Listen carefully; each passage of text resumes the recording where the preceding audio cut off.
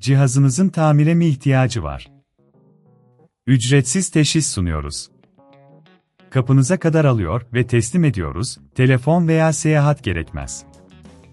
Tamir öncesi size fiyat teklifi gönderiyoruz ve sadece onayladıktan sonra devam ediyoruz. Kolay, şeffaf ve profesyonel. Link açıklamada. HP14DH model dizüstü bilgisayarınızın bataryasını değiştirmek için öncelikle gerekli olan aletleri hazırlayalım.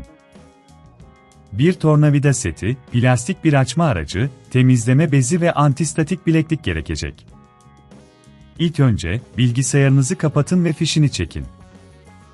Ardından, arka kapağı açmak için tornavidanızı kullanarak vidaları çıkarın.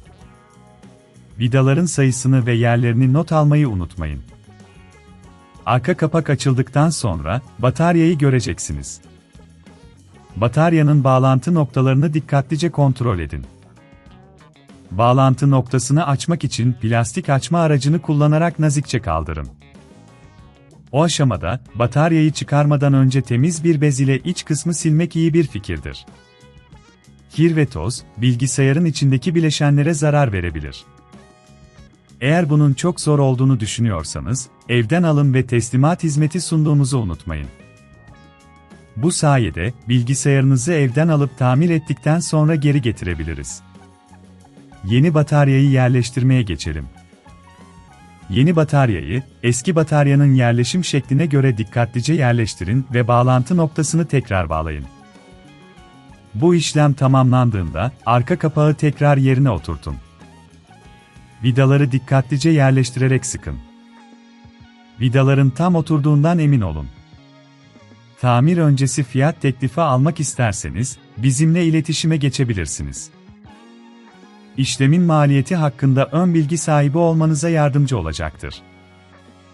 Batarya değişim işlemi tamamlandıktan sonra, bilgisayarınızı açın ve bataryanın doğru çalışıp çalışmadığını kontrol edin.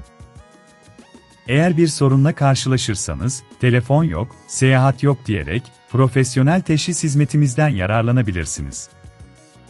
Unutmayın ki cihazınızın sağlığı için doğru adımlar atmak önemlidir. Batarya değişimi, bilgisayarın performansını artıracak ve kullanım süresini uzatacaktır.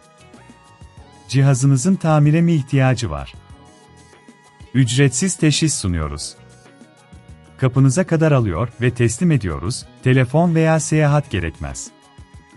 Tamir öncesi size fiyat teklifi gönderiyoruz ve sadece onayladıktan sonra devam ediyoruz. Kolay, şeffaf ve profesyonel. Link açıklamada.